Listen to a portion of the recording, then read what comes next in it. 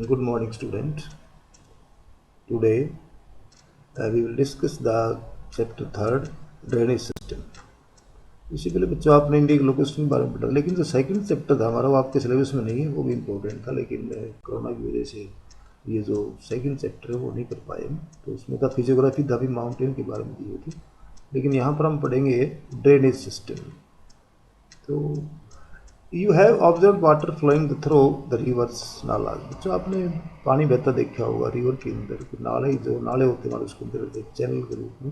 During the rainy season which drain the excess water, जब ज़्यादा rainfall होती है तो वो वाटर फ्लो करता है, किसी नाले के रूप में करता है, रिवर्स के रूप में करता है, तो इस तरह से वो बहता है।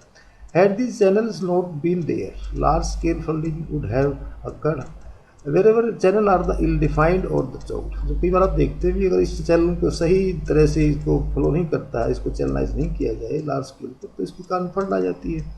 कई बार हम देखते हैं कि हमारे जो कॉमन एरियाज़ में है, जो सीवरेज सिस्टम है वो चौक हो जाता है या नाले चौक हो जाते हैं, उसके कारण फिर फ्लडिंग आ जाती है। और ये आजकल जो रेनी सीजन चल रहा है जुलाई और अगस्त के महीने में, खासकर से आसाम का एरिया, हमारा जो आसाम है, वेस्ट बंगाल है, इसका जो नॉर्थ ईस्ट पार्ट का जितना भी है, तो वहाँ पर फ्लड आती है। खासकर से बिहार है, आसाम है, वेस्ट बंगाल है, इन एरियाज़ में काफ़ी फ्लड आती है।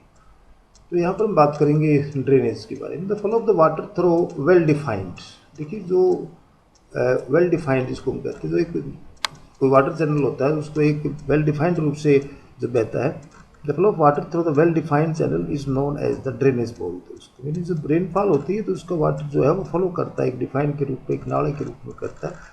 And the network of such channel is called a drainage system. इस प्रकार का जो नेटवर्क बन जाता है तो उसको बोलते हैं ड्रेनेज सिस्टम। तो यहाँ पर दो अलग अलग शब्द हैं। ड्रेनेज सिस्टम क्या होता है? Drainage pattern of an area is the outcome of geological time. किसी कहाँ पर किस प्रकार का ड्रेनेज पैटर्न है? ड्रेनेज पैटर्न जो है किसी भी एरिया का, तो यहाँ पर इसके अंदर ये देखिए कुछ फैक्टर दिए गए, टाइम पीरियड है, देखिए इसमें यहाँ पर जियोलॉजिकल टाइम, उसका जियोलॉजिकल टाइम जो है वो वहाँ पर किस प्रकार का है, पीरियड कितना है। Nature and structure of the rocks, rocks वहाँ किस प्रकार की है, रॉक्स हार्ड हैं, सॉफ्ट हैं, और उसके बाद जो टोपोग्राफी है, टोपोग्राफी स्मूथ है या किस प्रकार की।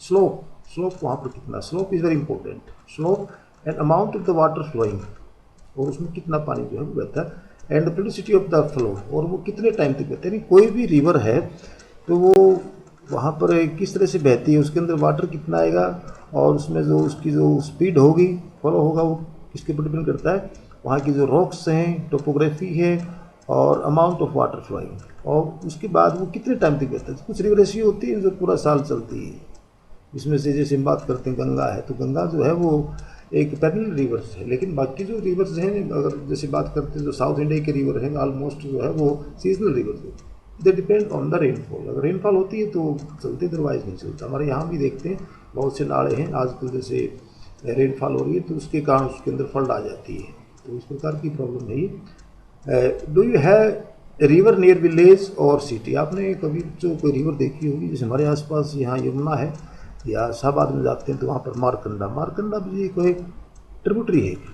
Have you been there for boating और बाथिंग? आपने रिवर में कई बार बोटिंग किया होगा या बाथिंग किया होगा। इज इट द पैदल ऑलवेज विद द वाटर और द एम्पीरियर? इसमें देखिए आप भाई, एक तो जिसमें सारा साल पानी चलता है, जैसे आप देखते हैं मारकंडा रिवर, तो मारकंडा में पानी आजकल तो मिलेगा आपको, लेकिन जब विंटर सीजन होता है, समर सीजन होता है, तो उसमें नहीं। इस प्रकार से यमुना है, तो यमुना में भी पानी जो है वो कम मिलता है। तो दो प्रकार की होगी, पेरिनल और द एम्फिरियल जो होता है उसको बोलते हैं seasonal rivers. Water during the rainy season and dry otherwise. Do you know that river flow in the same direction? क्या आपको पता है? You study about in the slope in the other two text book of geography. इसमें देखिए slope के बारे में पढ़ा होगी, क्या वो एक ही डायरेक्शन में चलती है। देखिए जो डायरेक्शन है वो डिपेंड करता है वहाँ की जो टोपोग्राफी है, स्लोप जो है वो किस प्रकार का है। जो वाटर फ्लो करता है वो किसकी वजह से करता है, क्योंकि द ग्रेविटी फोर्स, तो ग्रेविटी फोर्स से डिपेंड करती है वहाँ पर कितना स्लोप है। स्लोप द 10 थीटा, यानी कितना वहाँ पर नीचे है।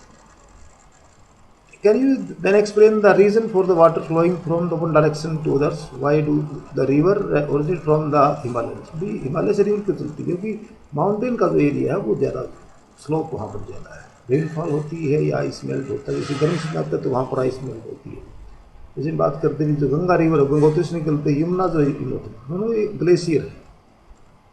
Himalayan in the northern India and western Ghat in the southern India flow toward the east and discharge there the water by the way. तो आप देखते हैं कि जो रिवर निकलती है, जैसे हम बात करते हैं जो रिवर है भाई, हिमालय से रिवर निकलती है, कुछ वेस्ट की तरफ जाती है, कुछ ईस्ट की तरफ। तो उसके अंदर जो फ्लो होता है, जो स्लोप होता है, बीच में अगर बात करते हैं कि कुछ वेस्ट में क्यों जाती है, ईस्ट में क्यों जाती है, तो बीच में जो है वो कुछ एरिया इस प्रकार से जो अपना उठा हुआ है, तो उनको वाटर डिवाइड का काम करता है, यानी वाटर डिवाइड का काम कर देता है उसमें जो बीच में कोई। ये देख सकते हैं ये इसमें रिवर है इन द माउंटेन रीजन, दिखाएगा इसके अंदर किस प्रकार से रिवर जो है निकलती है, फोटो देख सकते हैं आप। River drain the water collected from the specific area.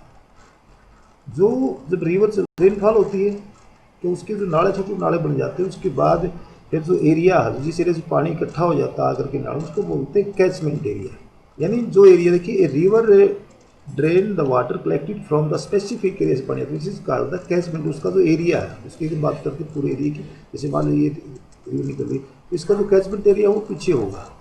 कहाँ से इस नाले बनते हैं, जहाँ जहाँ रेनफॉल होती है, जैसे एक नाली बने उसके बाद फिर दो मिलके नाले, इस प्रकार से कई नाले बन जाते हैं, फिर बड़ा नाला बनता है और एक रिवर बन जाती है। तो सारा का सारा जो स्पेसिफिक एरिया उसको बोलते हैं कैचमेंट एरिया, नहीं जहाँ से उसमें पानी आता है। An area drain by a river और and tributaries is called drainage basin.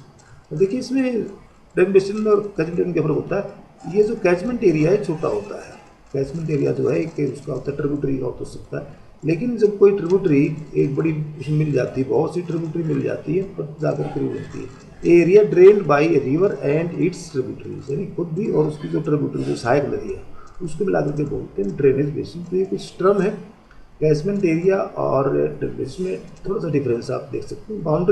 The boundary line इसमें देख सकते हैं, देखिए ये मैं आपको दिखाना चाहता हूँ। यहाँ पर ये जो देख रहे हैं आप, ये चीज़ जो है ये सारा का सारा ये वाटर डिवाइड है, ये वाटर डिवाइड जो लाइन मैं आपको बता रहा हूँ।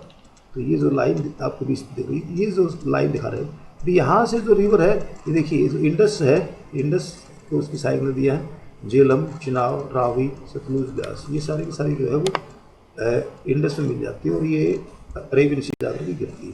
इसके अलावा जो यहाँ से जो निकलती गंगा है, यमुना है, ये सारी की सारी जो ईस्ट में फ्लो करती हैं पे बंगाल में। इसी प्रकार से देखते हैं साउथ में देखते हैं तो कुछ रिवर है, नर्मदा है, ताप्ती है, ये सारी की सारी जो अरेबियन देखते हैं, दो माही ये। लेकिन ये जो एरिया गोदावरी की बात करते हैं, महानदी की बात करते हैं, तो महानदी है, गोदावरी है और पेनगंगा है, कृष्णा है, कावरी, ये सारी की सारी जो रिवर है ये follow into the bay of Bengal. तो इसका जो फ्लो है, जो स्लोप इसकी तरफ है, इसलिए ये इसकी पीछे मेन कार्ड, इसमें कुछ मेन रिवर दिखाई गई।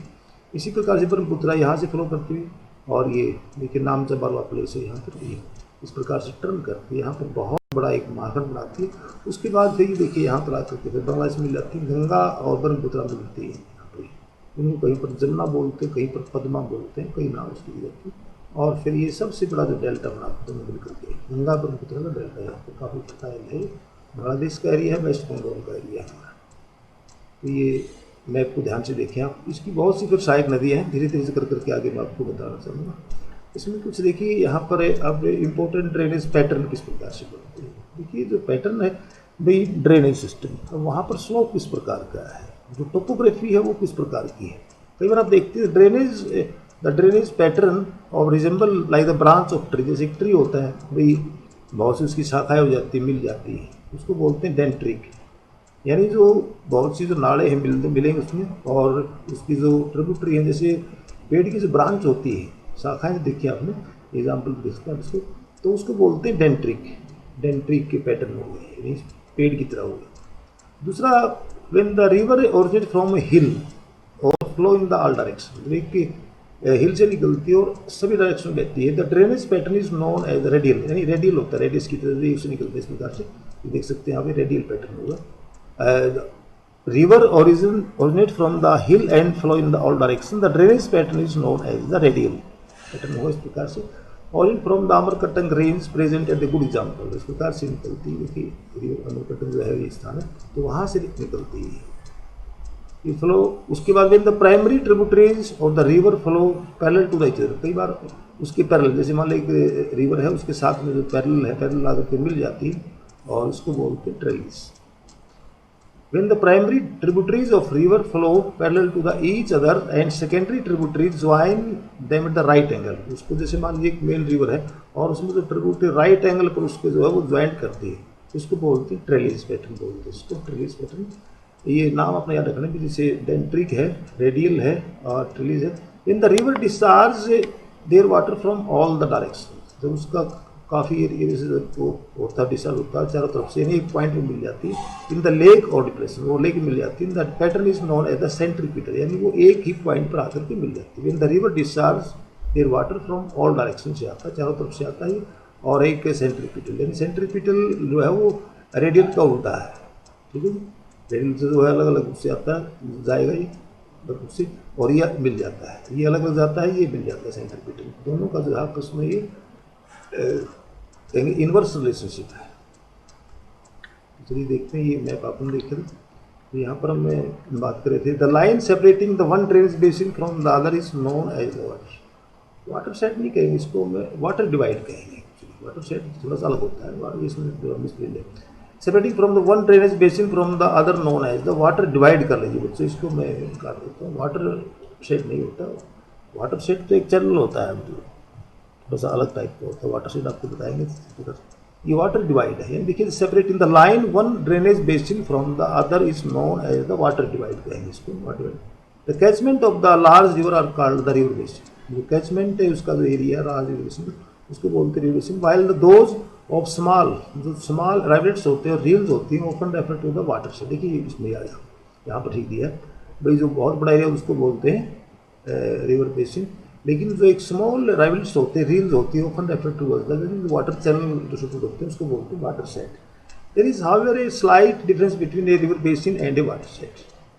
Water set are small in area while the basin और द लार्ज एरिया, तो ये थोड़ा डिफरेंस थोड़ा सा, ये छोटा होता है वाटर सेट और जो रिवर बेसिन है ये बड़ा होता है।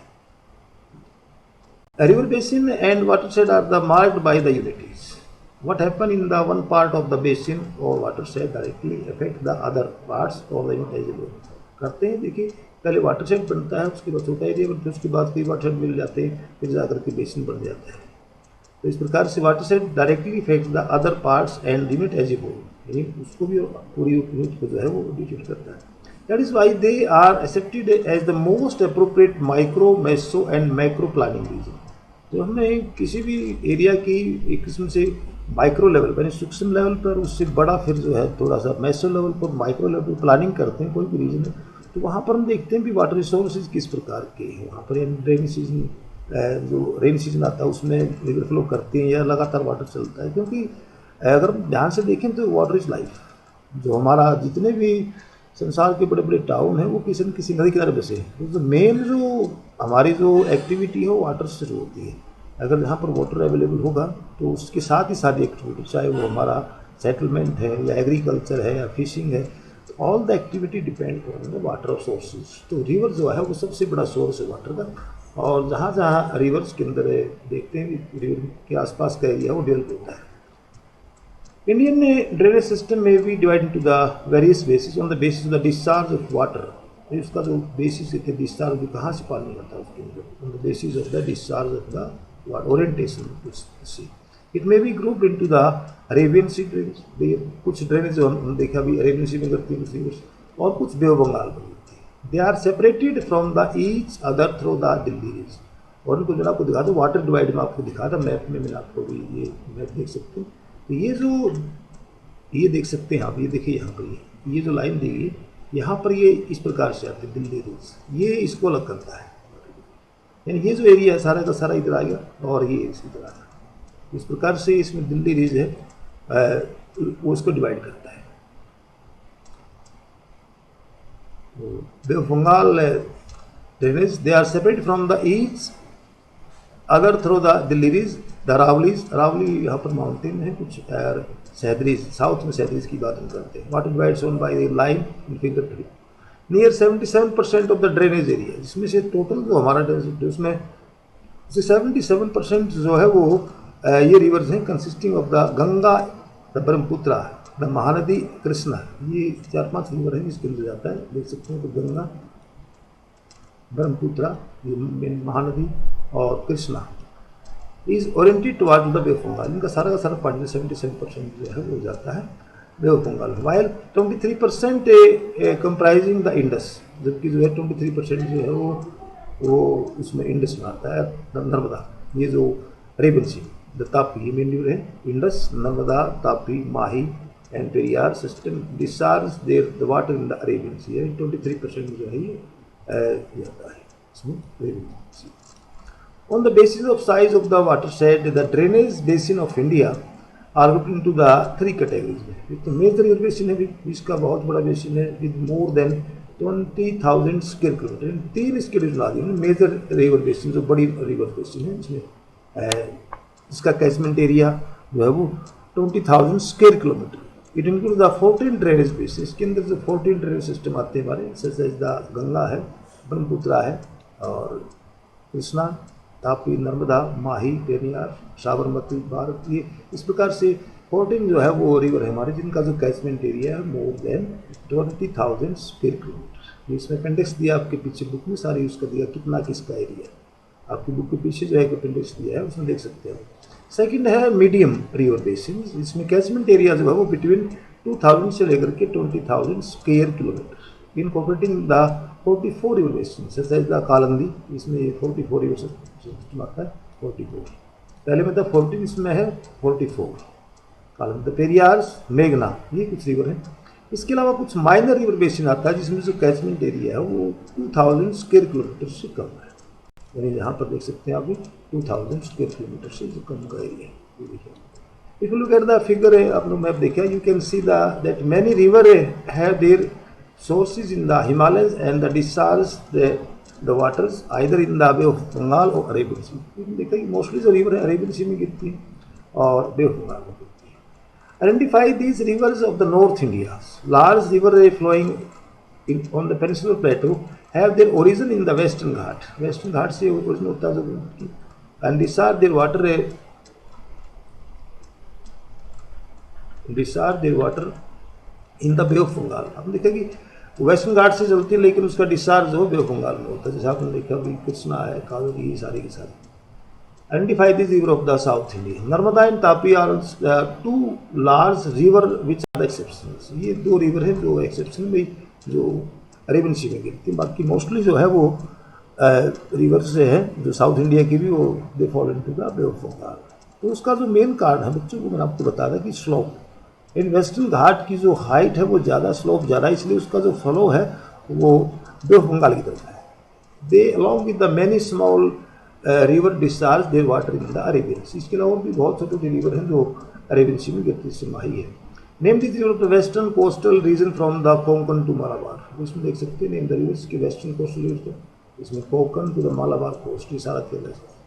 On the basis of the mode of origin, nature and the characteristics, the Indian drainage may also be classified into the Himalayan drainage and peninsular drainage। दो इसको भागों में कर सकते हैं, हिमालय का ड्रेनेज सिस्टम है और जो पेनिसुलर यानी जो प्रायद्वीपीय पठार है हमारा south India. Although it has the problem of including the Chambal. अब देखिए इसमें मैं यहाँ पर कुछ रिवर है, चंबल, बेतवा एंड सोन, मैं मैप में दिखाऊंगा आपको दोबारा। ये रिवर है जो बीच में आ जाती है। देखिए इनका जो सोर्स है यहाँ, ना तो यहाँ से वेस्टर्न घाट से है और ना हिमालय से है, इनका जो सोर्स है वो सेंट्रल हाईलैंड से है। ये रिवर है, चंबल की घाटी आपने सुना होगा, चंबल बड़ी फेमस है, यहाँ पर बहुत से डाकू रहते हैं। चंबल, सिंध, बेतवा, केन, ये जो रिवर आपको दिखाई ये बीच में आ जाती है, यानी ना तो ये हिमालय से निकलती है और ना ये वेस्टर्न घाट से निकलती है।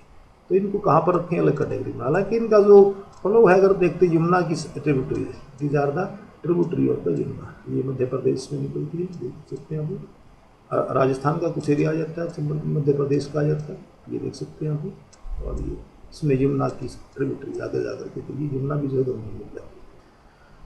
तो इनकी जो स्टोरी जो है थोड़ा सा अलग है, सेंट्रल हाईलैंड से निकलती है। इस प्रकार से हम कह सकते हैं प्रॉब्लम इंडियन एंड में भी द हिमालयन और although it has the problem of the including the Chambal, Betwa, Son, etc., which are much older in the age and origin than rivers that have their origin in the Himalayas. It is the most accepted basis of classification, hence this same has been followed in this book। तो इस प्रकार से ये problem Himalaya से नहीं निकलती, लेकिन इसको माना जाता है हिमालय। हम बात करते हैं drainage system of India. Indian drainage system consist of a large number of small and big reverse.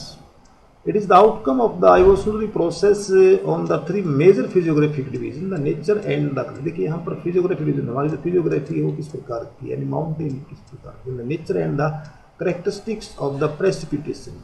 इसमें जैसे रेनफॉल है, स्नोफॉल है, उसके ऊपर डिपेंड करता है। यानी अगर मैं बच्चों ध्यान से देखें तो जो रिवर है वो डिपेंड करते भी वहाँ पर प्रेसिपिटेशन कितना होता है, स्नोफॉल कितनी होती है, रेनफॉल कितना होता है, सोर्स ऑफ वाटर क्या होगा। और फिजियोग्राफी है भी माउंटेन किस प्रकार की है, माउंटेन में जो है स्लोप कितना है, क्योंकि माउंटेन के ऊपर पानी रुकता नहीं, वो सारा नीचे आएगा, घाटियों से होकर के नीचे आएगा, उसकी ट्रिब्यूटरी बन जाती है, नाले बन जाते हैं, इस तरह से देख सकते हैं आप। तो सबसे पहले बात करते हैं Himalayan drainage. Himalayan drainage system में has evolve through a long geological history. इसकी जो हिस्ट्री वो काफ़ी लॉन्ग जियोलॉजी से जुड़ी है। जियोलॉजी तो भूगर्भ ढांचा पहले किस प्रकार का था, आज कैसा है, आज जो है वो पहले नहीं था, आज से काफ़ी साल पहले जो उसके अंदर जो है वो अलग था। It mainly include the Ganga, इसमें बात करते हैं गंगा, इंडस एंड द ब्रह्मपुत्रा, तीन रिवर सिस्टम यहाँ पर आती है। Since these are the fed both by the melting of ice, melting of snow and precipitation. यानी अगर हम बात करते हैं भाई ये कहाँ से निकलती है, मानसरोवर झील से निकलती है ब्रह्मपुत्रा भी, और जो इंडस है वो भी, और गंगा जो अलग है, तो तीनों को जो फीड किया जाता है वो melting of snow and precipitation. River of this system are the parent, ये तीनों जो है वो यानी सारा साल पानी चलता है इसके अंदर, parental reverse. This reverse pass through the giant gorges, इसमें बहुत बड़े बड़े गोर्जेस बनते हैं, card out by the erosional activities. जब रिवर चलती है माउंटेन एरियाज में तो उसमें बड़े बड़े गोर्जेस बनते हैं। आपने एक चैप्टर नहीं पढ़ा पहले, थोड़ा सिलेबस में कट गया आपका, जो फर्स्ट उसमें जो वर्क ऑफ रिवर है, जब रिवर अपने कार्य करती है तो इरोजनल काम करती है, तो उसके अंदर कोर्स बनाती है, बीसी डेली बनाती है। इस प्रकार से erosional activity carried on the simultaneously with the uplift of the Himalayas. इस प्रकार से यानी अपलिफ्ट है हिमालय, और उसको जो है वो इरोजनल एक्टिविटी के साथ नीचे कर दोनों काम साथ साथ करती है, काटती है, सवाल करती है। Besides the deep gorges, this river also form the V-shaped valley, बनाती है। Rapids and waterfall, rapids होता है इसमें लगातार जो अप डाउन होता रहता है, और वाटरफॉल आप लिखा तो वाटर जो है किसी उससे ऊपर से नीचे गिरता है, उसको बोलते हैं waterfall in the mountainous course. While the entering the plain, जब ये प्लेन कोई भी रिवर है बच्चों, जब वो माउंटेन से प्लेन में आती है तो उसकी स्पीड कम हो जाती है। माउंटेन एरियाज में ज़्यादा स्लोप होने के कारण उसकी स्पीड ज़्यादा होती है, और वो वहाँ पर बहुत ज़्यादा तोड़ फोड़ करती है। उसके अंदर जो जैसे बच्चा होता है तो बच्चे के अंदर एनर्जी ज़्यादा होती है, तो वो ज़्यादा तोड़ फोड़ करता है। वाइल द एंटरिंग जब प्लेन में आ जाती है तो मैच्योर हो जाती है, इस प्रकार से मैच्योर हो जाती है।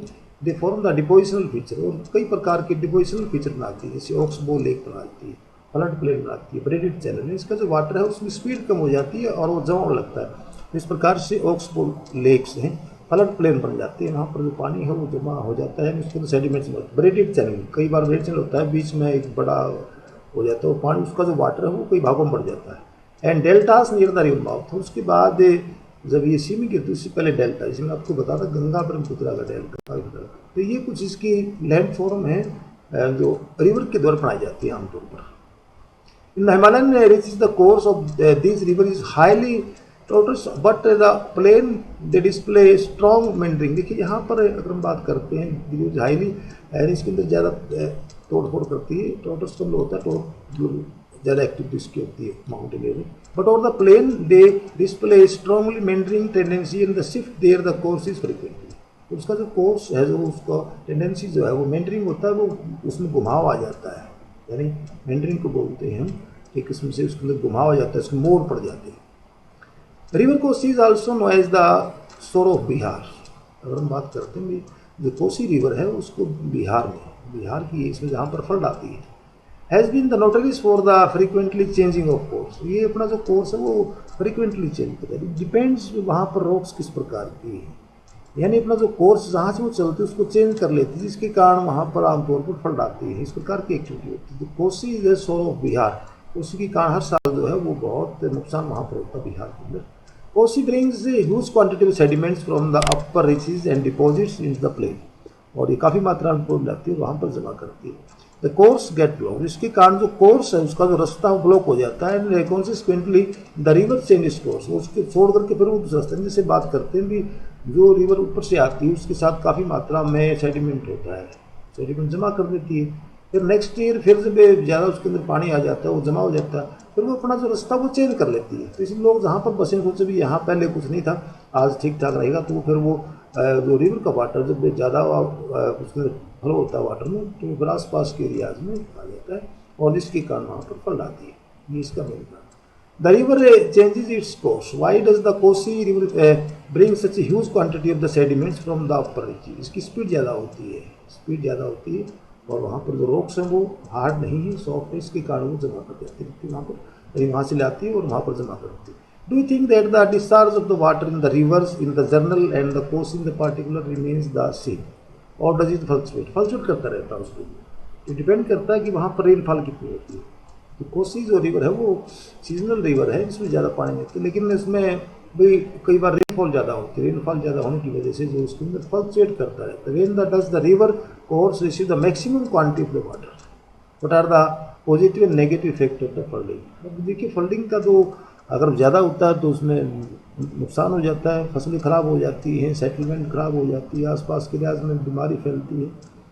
लेकिन फ़ायदा क्या होता है कि जो सेडिमेंट है वो जमा हो जाता है, उससे जो सोइल है वो फर्टाइल हो जाती है, तो ये इसका कुछ फ़ायदा भी है फ्लड का। और जो कई बार हम देखते हैं जैसे हरियाणा पंजाब की बात करते हैं तो यहाँ पर तो वाटर टेबल जो है बहुत लो है, नीचे चला गया। अगर ये हमारे यहाँ फ्लड आती है तो उसका फ़ायदा हो सकता है, ये जो वाटर टेबल है वो ऊपर आ जाएगा इस प्रकार से। अब हम बात करते हैं यहाँ पर भी evolution of the Himalayan ranges, यानी इनका जो इवोल्यूशन कैसे हुई, इनकी उत्पत्ति जो है वो कैसे हुई, किस प्रकार से। There are difference of the opinion, अलग अलग सबकी राय है about the evolution of the Himalayan river, Himalayan river से उत्पत्ति कैसे हुई, रिवर पहले कहाँ थी। However geologist believe that the mighty river called, भाई ये किस प्रकार से पहले कोई रिवर थी, इसका नाम था शिवालिक और इंडो बर्मा, उसका नाम था शिवालिक और इंडो बर्मा, यानी पहले कहा कि पहले एक ही रिवर थी इनका समान, from Assam to Punjab and onwards, एक ही रिवर थी, यानी आसाम से लेकर के पंजाब और onward to Sindh, and finally discharge into the gulf of Sindh, और ये जो है सिंध की जो खाड़ी है उसमें near the lower Punjab during the myosin periods, myosin period था जो आज से 5 to 24 मिलियन ईयर्स हो, उस काल में कहते भी एक ही रिवर थी, ऐसा मानना है जियोलॉजिस्ट है भाई, एक ही रिवर थी, आसाम से लेकर के पंजाब और ये सिंध तक जो है फैली हुई थी, और उसका जो वाटर है वो फाइनली डिस्चार्ज होता था gulf of Sindh near the lower Punjab during the Miocene, उसमें भी कोई यहाँ पर गल्फ थी, period some of the 5 to 24 million years ago.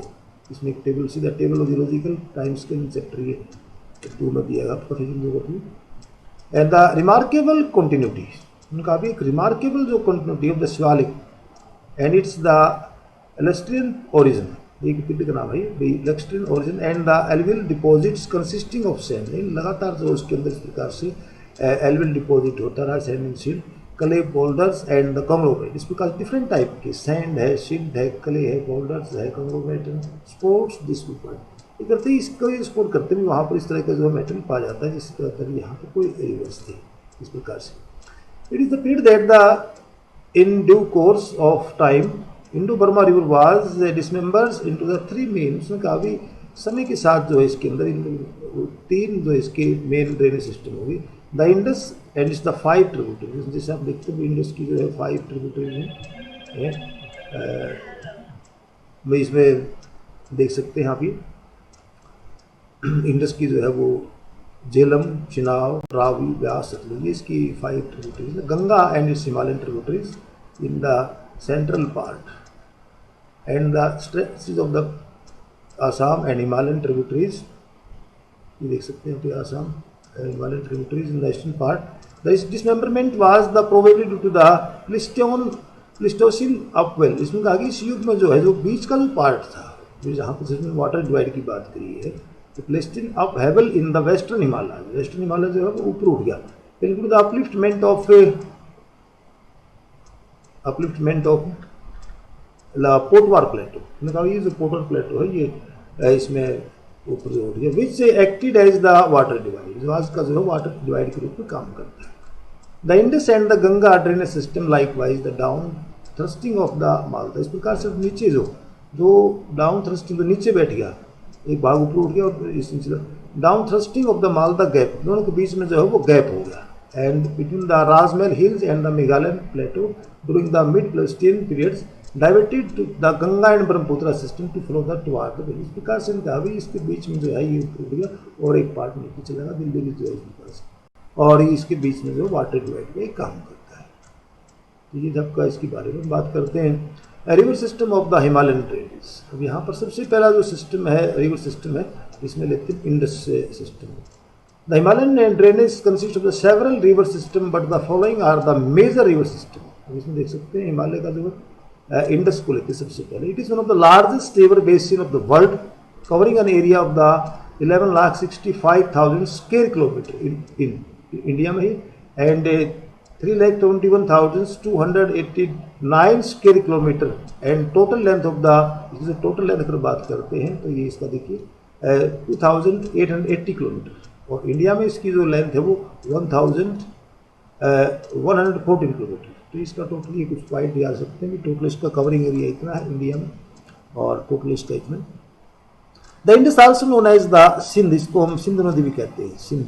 The western most of the Himalayas river in India, it originated from the glacier near the Bokat Chuban, आपको दिखा था map में, 31 degree 15 degree north latitudes and 81 degree to 40 minutes east longitudes, यहाँ से निकलती है in the Tibetan region at an altitude of the 4,000, इसकी ऊंचाई है वो 4,164 metre in the Kailash mountain range, Kailash mountain range यहाँ पर। In Tibet it is the known as the Singhi Khamban के नाम जानते हैं इसको, सिंघी खम्बान और लोइन माउथ, इसका जो माउथ है लोइन की तरफ। After flowing the north west direction between the Ladakh, अब देखिए लद्दाख का जो एरिया बात करते हैं, लद्दाख और कश्मीर दो and Zanskar ranges, it passes through the Ladakh and Baltistan, ये इसको पास करती है। It cuts across the Ladakh range, ये लद्दाख रेंज है पहाड़ी, इसको क्रॉस करती है, उसको काट देती है, फॉर्मिंग ए स्पेक्ट्रल गोज, और होता है पानी उसके ऊपर से नीचे बनाएगी उसको। Near the Gilgit in the Jammu and Kashmir, it enters into the Pakistan near the Chilas in the Dardistan region, तो इस प्रकार से पाकिस्तान में जो है एंटर कर जाती है near the Chilas in the. Find out the area of the known as the इसका जो एरिया है वो कराची जो है वो कराची के ईस्ट में बात करती है, ऐसी जाती है, ठीक है। The Indus receive a number of the Himalayan tributaries such as the Shyok, इसकी कुछ ट्रिब्यूटरी हैं, Shyok, the Gilgit and the Zaskar, इसको याद रखिए कि सायो इसकी वहीं से चलती है, Zanskar and the Hunza, the Nubra, Shigar and Gasting and the Dras, ये उसकी कुछ सहायक नदी है। It finally emerges out of the hill near the Attock where it receive the Kabul, Kabul जो शहर है वो काबुल नदी के ऊपर से है, अफगानिस्तान से होती है। Kabul river at the right bank, ये राइट बैंक होता है, जैसे मान लीजिए उनको इस प्रकार से राइट से और लेफ्ट समझते हैं, एक राइट से मिलती है एक लेफ्ट से मिलती है, चलता है उसका जो फ्लो होता है। अब जब मान लीजिए उनका कोई फ्लो है, अगर बात करते हैं राइट्स का कौन सा है, मैं थोड़ा सा आपको दिखाना चाहूँगा इसके अंदर मैप में, राइट और लेफ्ट देख सकते हैं आप, ये जो मैप है देख सकते हैं आप। अब इसमें देखिए ये इंडस चलती, इंडस यहाँ से निकलती इस प्रकार से, ये निकलती यहाँ से। अब ये जो इसका ये जो है इसका ये जो एरिया है इसको बोलेंगे राइट, राइट होगा, और यहाँ से जो मिलेगी साइड से उसको बोलेंगे लेफ्ट। अब ये राइट से यहाँ से जो निकलती है ये निकलती है इस प्रकार से, काबुल मिल जाती है यहाँ से, और ये कराची है, कराची जिसमें, ठीक है। तो ये लेफ्ट और राइट मिलती है। इसमें बात करते हैं भी इसका गंगा का जो है लेफ्ट राइट कौन सा हो, तो देख सकते हैं ये इसका जो है वो राइट है इस साइड से, और ये लेफ्ट है, इस प्रकार की देख सकते हैं, इसमें कई बार टाइट हो जाता है। तो ये था आपका इंडस के बारे में हम बात कर रहे थे, इंडस रिवर्स। और ये other important tributaries joining the right bank of the Indus are the Khurram, इसको बोलते हैं, खुर्रम बोलते हैं, the Tochi, the Gomal and the view by the in the Sangar, they are originate from in the Sulaiman range है, सुलेमान रेंज है पाकिस्तान में, सुलेमान रेंज से निकलती है इसमें। The river flow the south world and this is the Panchnad, इसको बोलते हैं सारी की सारी Panchnad, this is the Panchnad little above the Mithankot. The Panchnad is the name given the 5 rivers of Punjab. जो पंजाब की 5 रिवर है उसको पंचनाद कहते हैं. क्या होता है वो पंचनाद क्या होता है, इसके ऊपर आता है मुस्लिम क्वेश्चन आता है. नेमली द सतलुज, ब्यास, रावी, चिनाब, झेलम, ये देख सकते हैं इसमें. Finally discharge into the Arabian Sea, और उसके बाद फिर अरेबियन सी मिल जाती है east of Karachi. The Indus flow in India by only through the Jammu and Kashmir. जो इंडस है वो जम्मू एंड कश्मीर से होती है.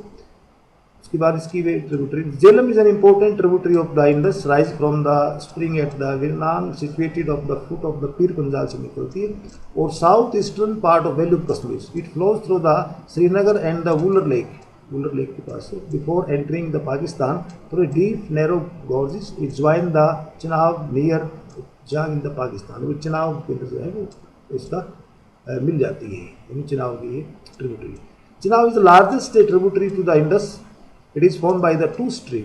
यहाँ पर देखिए इसकी दो चंद्र और भागा, इसकी 2 stream which join at the Tandi near in the Keylong in the Himachal Pradesh. Keylong इनका एरिया जहाँ पर चंद्र और भागा 2 रिवर, उसके बाद फिर आगे चल के बन गई. Himachal Pradesh and city is also known as the Chandrabhaga. The river flow of the 1180 kilometre before entering the into Pakistan. तो इसका ये लेंथ है. The Ravi is another important tributary of the Indus. It rises west of the Rohtang Pass near the Kullu.